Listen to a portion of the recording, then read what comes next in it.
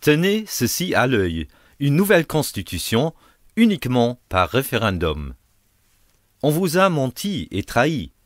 Le CSV, le DP, le LSAP et les Verts vous ont promis dans leurs programmes électoraux en 2018, avant les dernières élections législatives, le référendum sur la nouvelle constitution. Cela peut se lire en noir et blanc. CSV. Avant le premier vote constitutionnel, le texte de la nouvelle constitution sera discuté avec les citoyens et leur sera expliqué dans les tables rondes régionales.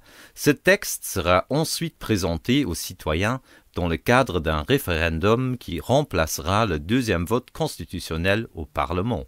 Si le résultat est positif, le pays recevra une nouvelle constitution au cours de la prochaine législature. DP. Les 4 plus grands partis représentés au Parlement soutiennent ce texte et se sont prononcés en faveur d'un référendum lors de la prochaine législature. La Constitution étant la véritable base juridique de notre pays, le référendum doit s'accompagner au préalable de l'information la plus complète et la plus objective et de la plus grande participation publique possible. LSAP. Au lieu d'une seconde lecture, le nouveau texte constitutionnel devrait ensuite être soumis à tous les citoyens ayant le droit de vote après une large discussion publique en vue d'un vote référendaire afin qu'il puisse entrer en vigueur d'ici fin 2020 au plus tard. Les Verts. C'est pourquoi il est important d'achever rapidement la réforme de notre Constitution et de la soumettre aux citoyens pour un vote par référendum.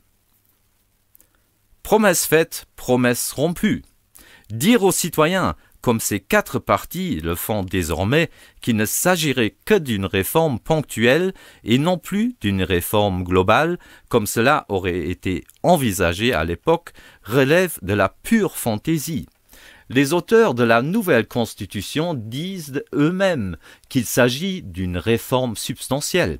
Vouloir néanmoins faire maintenant la différence entre réforme globale et réforme substantielle pour échapper au référendum, voilà une belle imposture.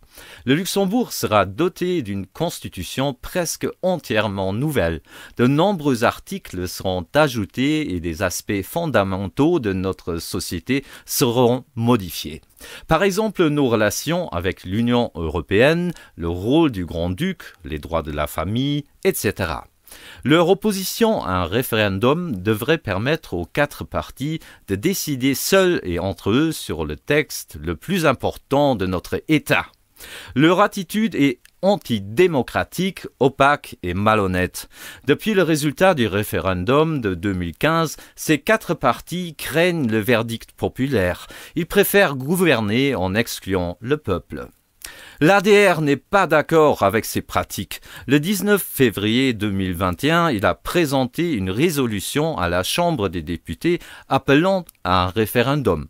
Le 20 mai 2021, l'ADR a soumis une nouvelle résolution à la Chambre des députés exigeant que les citoyens soient informés objectivement sur la nouvelle Constitution.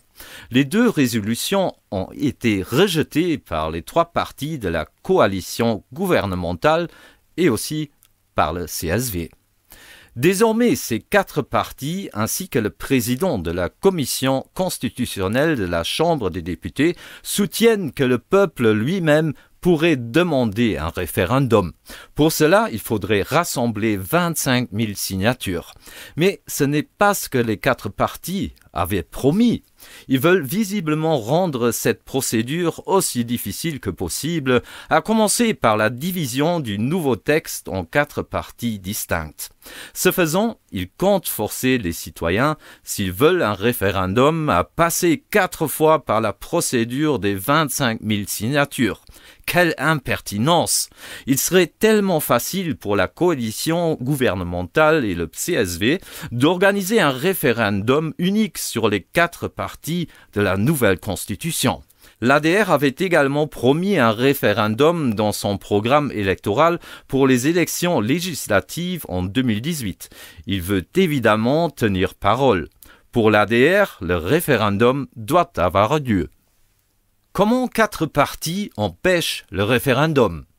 Avant les élections de 2018, le CSV et la coalition gouvernementale ont prétendu que la réforme constitutionnelle ne serait que mineure. En vérité, il s'agit d'une révision de très grande ampleur.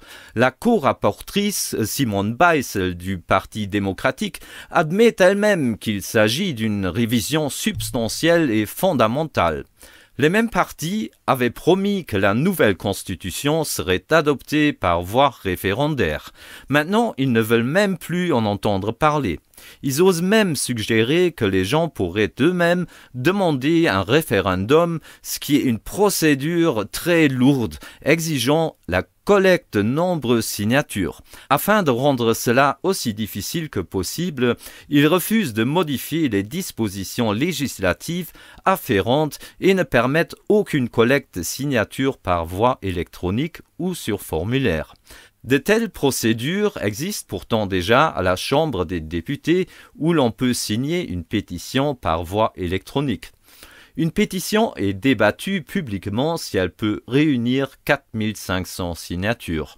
Pour demander un référendum, il faut 25 000 signatures et, pour signer, les gens doivent se rendre physiquement à la mairie. Une autre astuce décidée après les élections constitue la subdivision du nouveau texte constitutionnel en 4 chapitres. Normalement, une telle révision constitutionnelle serait présentée dans un texte unique qui serait alors soumis au vote. Cette combine du CSV et des partis de la coalition gouvernementale revient à forcer les gens à engager la procédure référendaire pas moins de 4 fois. Au lieu de rassembler une seule fois les 25 000 signatures requises, il faudra s'y lancer 4 fois. Une vraie tracasserie. Le président de la commission parlementaire pour la révision constitutionnelle compte lui-même parmi ceux qui, de façon nonchalante, proposent aux gens de demander eux-mêmes le référendum que son parti leur avait pourtant promis, sachant très bien que les chicanes introduites par le CSV et les partis de la coalition leur rendront cela quasiment impossible. À la radio, la co-rapportrice du Parti démocratique s'est montrée particulièrement ironique lorsqu'elle a souhaité bonne chance à toute éventuelle personne qui essaierait de lancer la procédure référendaire. Elle aussi a parfaitement compris qu'il s'agit d'une mission quasi impossible. C'est de cette façon hautaine et dédaigneuse que le Parti chrétien-social et les partis de la coalition gouvernementale traitent les électeurs. C'est un procédé indigne d'une démocratie.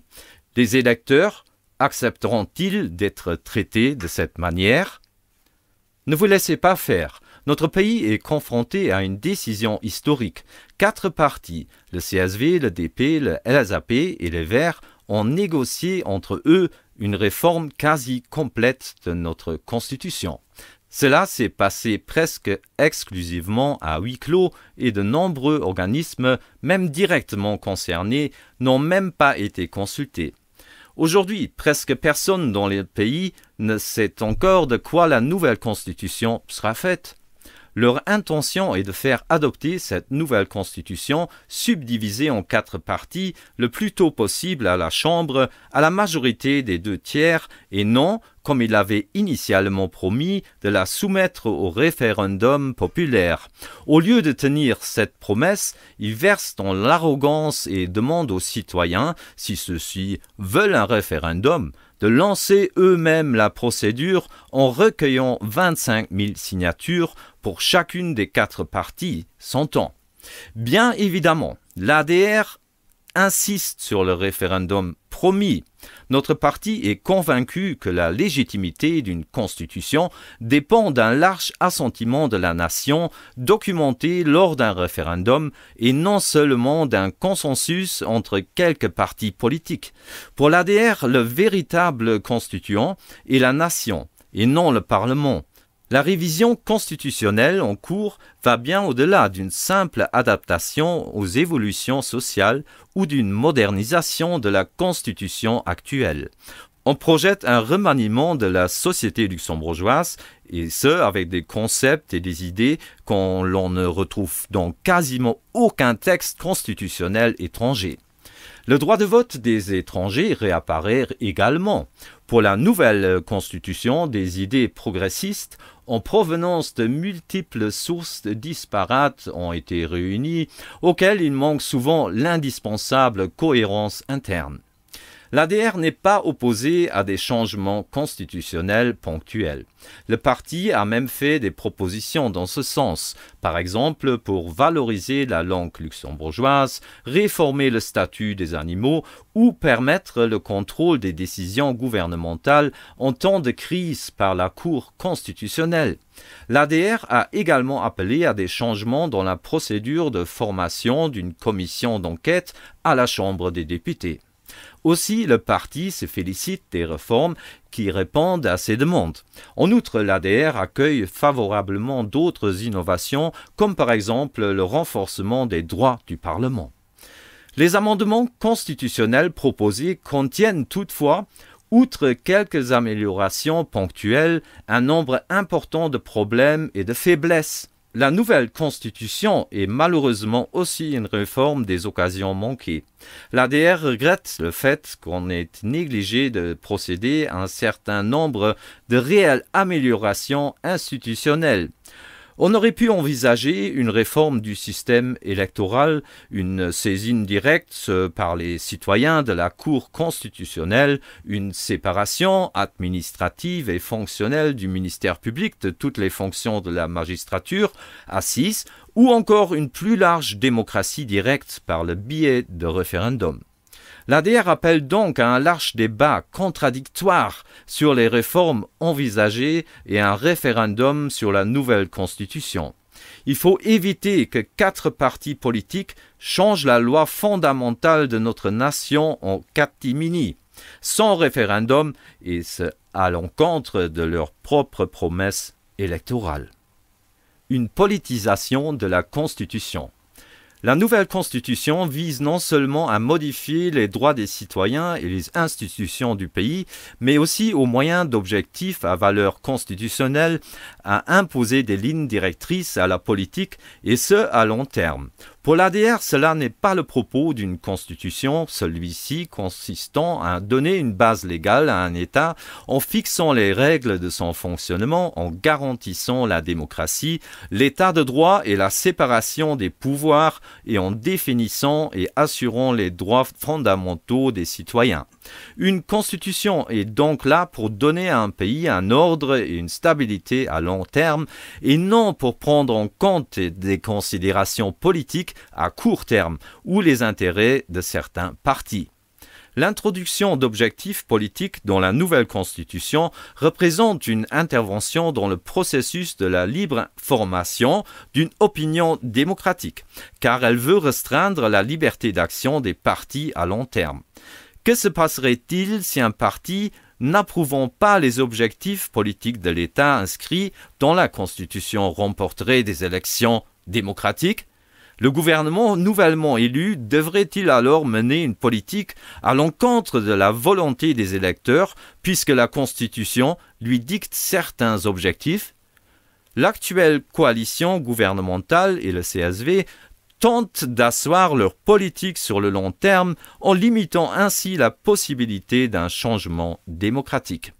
L'introduction d'objectifs politiques dans la Constitution signifie également que tous les fonctionnaires, lorsqu'ils prêtent serment, devront en même temps respecter les objectifs politiques de la nouvelle Constitution. Il s'agit ici non seulement d'une atteinte à la neutralité de la fonction publique, mais aussi d'une atteinte à la liberté de conscience des fonctionnaires et à leur liberté personnelle et politique. Il est particulièrement préoccupant de voir comment les objectifs étatiques sont justifiés. Pour les réaliser, d'autres principes constitutionnels pourront être restreints. Les conséquences liées à ces objectifs s'expliquent par leur utilisation par le législateur pour justifier des dérogations non excessives à des principes constitutionnels. Les objectifs à valeur constitutionnelle peuvent donc étendre les pouvoirs du législateur en limitant l'application de certains principes constitutionnels. Ainsi, au nom des nouveaux objectifs étatiques, par exemple la lutte contre le changement climatique ou le droit à un logement convenable, les droits constitutionnels des citoyens pourront être restreints. Dans ce contexte, il n'est pas clair comment on va interpréter le terme « non excessif ». Les citoyens pourront-ils être dépossédés de leurs biens avec l'argument que ceux-ci devront être affectés à d'autres fins? Sera-t-il excessif d'enlever à quelqu'un un logement sous-occupé? La nouvelle Constitution se limite à stipuler « Cet objectif impose aux législateurs de prendre les initiatives nécessaires pour permettre à toute personne de disposer d'un logement décent ». À l'avenir, dans la lutte contre le changement climatique, de toutes les mesures coercitives en référence au nouvel objectif politique de neutralité climatique pourront être justifiées et appliquées. Y aura-t-il des restrictions pour les animaux domestiques et d'élevage au motif qu'ils produisent trop de dioxyde de carbone ou de méthane? Quelles autres limitations, par exemple dans le domaine de la liberté de mouvement, pourrait-on nous imposer? Pourrons-nous encore, à l'avenir, nous rendre en avion ou en voiture dans d'autres pays pour y passer nos vacances ou pour d'autres raisons? Pour l'ADR, il est clair que des objectifs politiques n'ont pas leur place dans la Constitution. Le droit de vote des étrangers en catimini. Lors du référendum de 2015, environ 80% des Luxembourgeois ont voté contre le droit de vote des étrangers. L'introduction du droit de vote pour les étrangers signifierait qu'il n'y aurait plus de parlement propre à la nation luxembourgeoise. Il y aurait alors un parlement pour une société multiculturelle sans identité nationale dans laquelle la spécificité luxembourgeoise serait vite de moindre importance. Aujourd'hui, l'ADR est le seul parti qui respecte encore le résultat du référendum de 2015 et donc la nation luxembourgeoise. À maintes reprises, les autres partis ont tenté de contourner le résultat de 2015. Le CSV s'acharne à abaisser le niveau du test de langue prévu pour obtenir la nationalité. Le DP est même allé jusqu'à demander, à l'occasion d'une table ronde dans le cadre de la campagne pour les élections européennes, aux citoyens intéressés de s'opposer au résultat du référendum. La réforme constitutionnelle ouvre la possibilité d'introduire le droit de vote des étrangers contre la volonté affirmée du peuple luxembourgeois. Dans le texte prévu, le nouvel article 9 bis a été introduit qui rend possible le droit de vote des étrangers. Sans préjudice de l'article 52, la loi peut conférer l'exercice de droits politiques à des non-luxembourgeois. L'alinéa 2 stipule ainsi clairement que l'exercice des droits politiques peut être accordé aux étrangers par la loi. Le commentaire de cet article précise « Afin de lever toute insécurité juridique, il est précisé au paragraphe 2 que le principe selon lequel le droit de vote peut être étendu par la loi aux non-luxembourgeois ne s'applique pas aux élections législatives. » Il est donc souligné que l'article 9 bis ne devrait pas être applicable aux élections législatives. Cependant, cette précision n'est pas placée dans le texte juridiquement contraignant de la Constitution, mais seulement dans le commentaire. C'est une différence importante, puisque le commentaire est non contraignant et n'est qu'une source d'interprétation. Pourquoi les quatre partis ne veulent-ils pas inscrire dans la nouvelle Constitution que seulement les Luxembourgeois ont le droit de vote aux élections législatives? L'ADR exige que le texte de la Constitution lui-même respecte le référendum de 2015. On pourrait formuler la phrase de cette façon. Sans préjudice de l'article 52 et à l'exception des élections législatives, la loi peut conférer l'exercice de droits politiques à des non-luxembourgeois. Aucun pays européen n'a ouvert les élections nationales aux étrangers, et pour cause. Afin de pouvoir prendre des décisions politiques dans l'intérêt d'un pays et d'une société, il faut appartenir pleinement à ce pays et à cette société. L'intégration joue donc un rôle très important. C'est une condition préalable au droit politique. Au Luxembourg, où les étrangers représentent aujourd'hui environ 50% de la population, un tel modèle de multiculturalisme politique saperait notre souveraineté nationale, empêcherait l'intégration et affaiblirait ainsi la solidarité et la loyauté des citoyens. Il exposerait le pays et la société à des changements fondamentaux et irréversibles. Même si le nombre de citoyens étrangers n'augmentait que légèrement, les électeurs luxembourgeois seraient déjà minoritaires. Notre nationalité elle-même est de plus en plus relativisée. De gros efforts sont déployés pour rendre la nationalité luxembourgeoise totalement indépendante de la langue luxembourgeoise.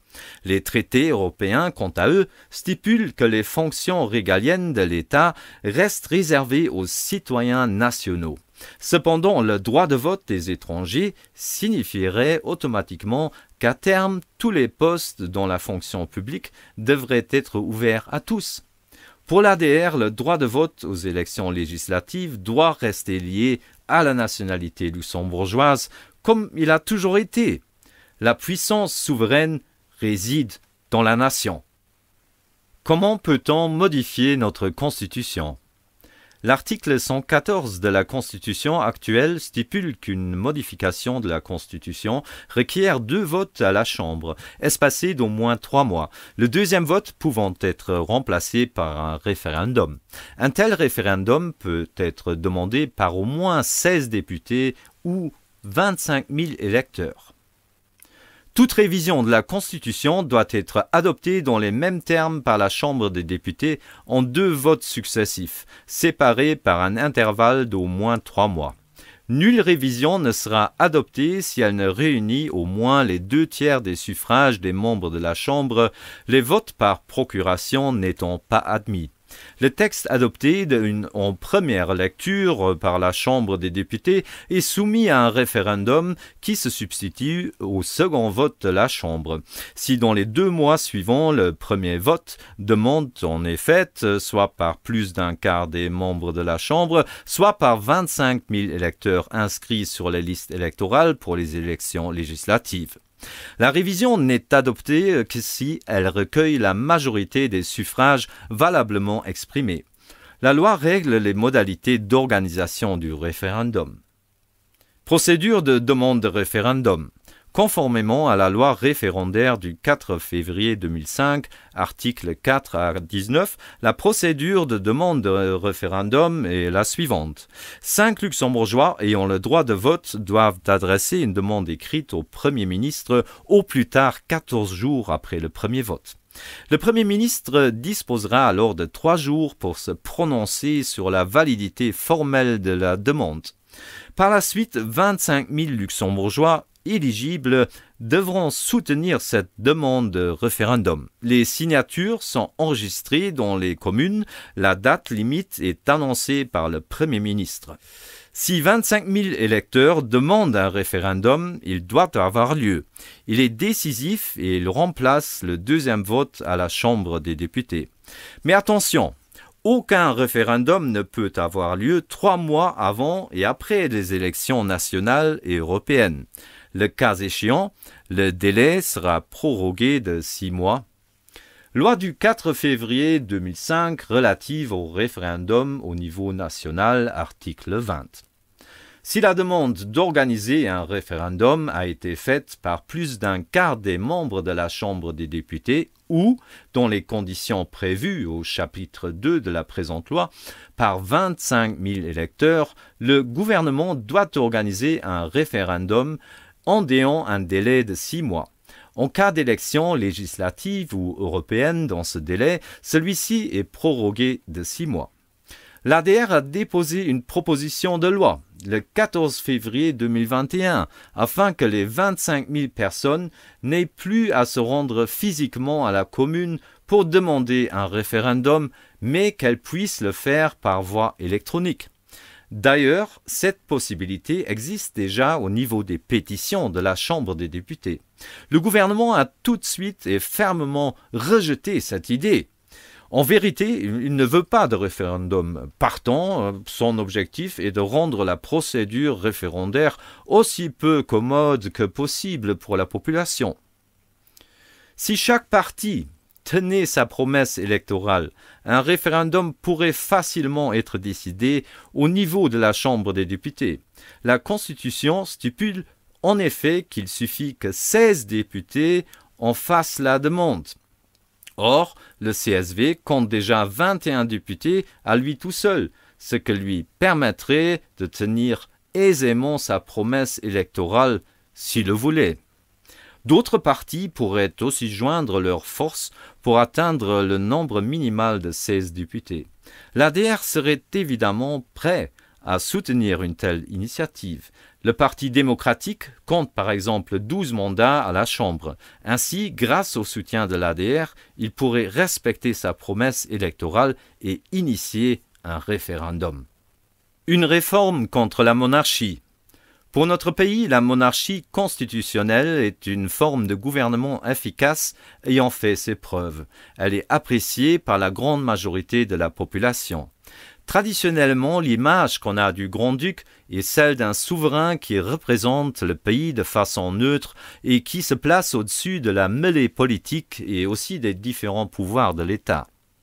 La nouvelle constitution, cependant, s'inspirant délibérément et largement du modèle républicain français, apporte un certain nombre d'éléments qui vont transformer à bien des égards nos traditions en rapport avec la monarchie. Ainsi, par exemple, dans le contexte de la prestation de serment, la référence au grand-duc « Je jure fidélité au grand-duc » à laquelle nous sommes habitués depuis si longtemps disparaîtra. Les jugements des cours et des tribunaux ne seront plus prononcés au nom du grand-duc, mais seulement exécutés en son nom.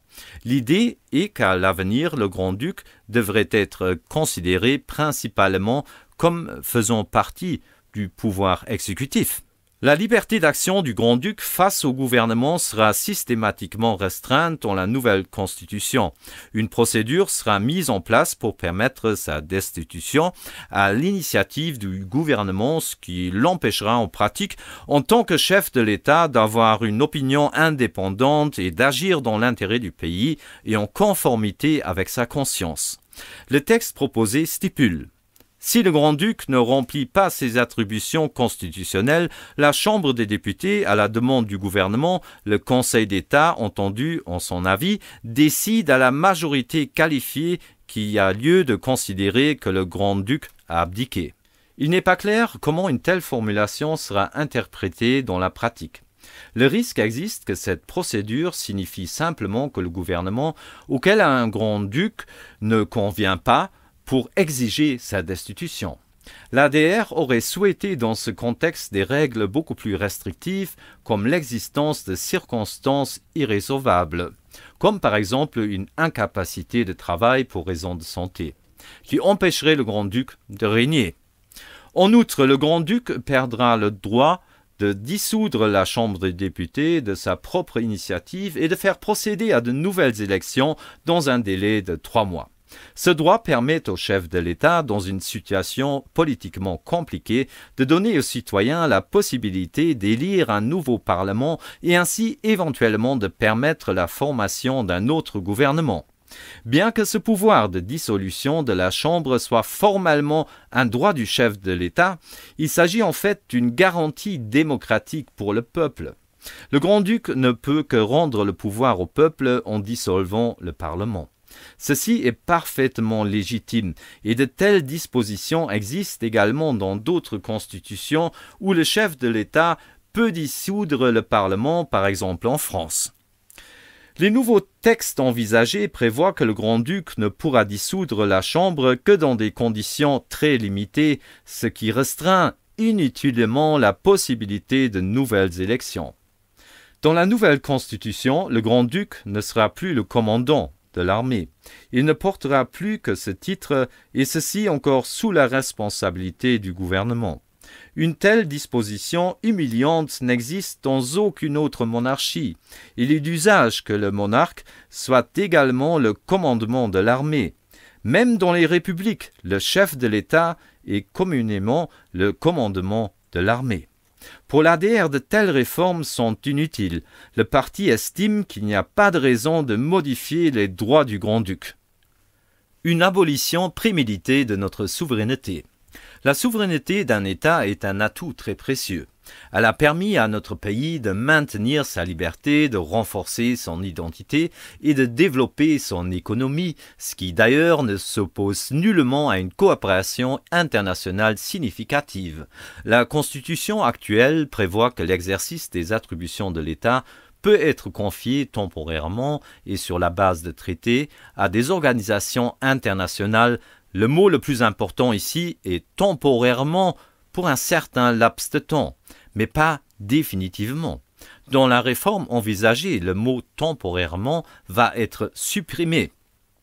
À l'avenir, cela permettra de transférer définitivement nos droits souverains à des institutions internationales, notamment à l'Union européenne, sans même prévoir une procédure pour leur éventuelle récupération. La nouvelle Constitution porte ainsi clairement la signature d'un fédéralisme européen. Elle est conçue de manière à faciliter la genèse d'un État fédéral européen et à nous faire perdre peu à peu notre souveraineté. La renonciation à la souveraineté nationale comprend également l'application par le grand-duc de la législation européenne par voie réglementaire afin de faciliter la mise en œuvre de cette législation au Luxembourg. La nature des actes juridiques visés n'est pas précisée dans le texte. Là encore, il y a une nette subordination du Luxembourg à l'Union européenne et un risque d'évincement possible de la Chambre des députés dans la transposition des actes européens dans notre droit national. Il n'y a absolument aucune raison de modifier notre Constitution dans ce sens, bien au contraire. Aucun autre pays européen ne s'engage sur cette voie. L'Union européenne est dans une crise profonde, pas seulement depuis le Brexit. Son avenir est incertain. Une politique intelligente et prévoyante se caractérisait par une certaine prudence à l'égard des évolutions en Europe et non par un abandon définitif de nos droits souverains à l'Union européenne. Pour un petit pays, l'ouverture économique est bien sûr une nécessité. Mais en même temps, on pourrait envisager un certain degré de coopération ou même d'intégration économique européenne sans pour cela devoir soutenir le fédéralisme excessif et bureaucratique de l'Union européenne. La nouvelle Constitution entend aussi abolir notre droit d'avoir une monnaie nationale, le droit de battre monnaie. Une telle démarche est inhabituelle au niveau international et elle n'est même pas conforme à l'union monétaire actuelle, dans laquelle les billets sont émis par la Banque centrale européenne, mais les pièces sont émises au niveau national dans un volume fixé par la BCE. Le droit d'un État d'avoir sa propre monnaie n'est en aucun cas un détail qu'il conviendrait d'abandonner. L'euro a certes de nombreux avantages, mais il est confronté aussi à de nombreux problèmes et à des tensions internes. Ici encore, une certaine prudence aurait été de mise. Nous ne savons pas comment la monnaie européenne évoluera à l'avenir. La crise grecque n'est pas encore oubliée, les tensions nord-sud dans la zone euro s'accentuent et les dettes communes, contraires au traité, font naître de nouveaux déséquilibres. Pour l'ADR, il reste évident que nous voulons rester ce que nous sommes, un petit État souverain dans une Europe des nations. La Constitution doit pérenniser notre souveraineté et non l'abolir. La famille affaiblie. Dans la Constitution actuelle, la famille bénéficie encore d'une très forte protection. Elle stipule « L'État garantit les droits naturels de la personne humaine et de la famille ». Cette phrase sera remplacée dans la nouvelle Constitution par une disposition beaucoup plus faible. L'État veille au respect de la vie familiale. De cette façon, les droits de la famille envers l'État sont considérablement réduits. Mais ce n'est pas tout. La nouvelle Constitution stipule également l'État veille au respect du droit de fonder une famille, et plus loin, il est entendu que ce nouveau libellé plus large couvre toutes les définitions du terme famille. Ainsi, le terme famille sera interprétable de façon tout à fait arbitraire, ce qui implique que n'importe qui, même un individu vivant seul, pourra fonder une famille et ainsi avoir droit à un enfant. Un énorme recul civilisationnel. Personne n'a droit à un enfant parce qu'un enfant n'est pas une marchandise. Bien évidemment, cette observation ne vise pas les pères et mères qui, par les aléas de la vie, se retrouvent dans une situation monoparentale. La fonction protectrice de l'État pour la famille et l'enfant sera ainsi pervertie. L'État aura désormais le devoir de restreindre les droits de l'enfant et sa dignité. Le Luxembourg va ainsi beaucoup plus loin que tous les autres États européens. La nouvelle constitution signifiera qu'à l'avenir, tout le monde aura le droit d'acquérir un enfant. La gestation pour autrui sera ainsi introduite de manière cachée comme un droit fondamental dans la Constitution, même si les mêmes partis politiques qui veulent introduire la nouvelle Constitution affirment fermement le contraire. C'est de la pure hypocrisie. Déjà aujourd'hui, des milliers de femmes, principalement en Europe de l'Est et dans les pays en voie de développement, sont obligées de mettre au monde des enfants pour des individus ou des couples qui ont assez d'argent et de se séparer ensuite de ces enfants. C'est une forme exécrable d'exploitation des femmes et de traite d'êtres humains. Même la procréation médicalement assistée avec tiers donneur devient de facto un droit pour tous. De nouveau, ce sont les enfants qui sont destinés à souffrir. Leur père biologique sera délibérément exclu de leur vie.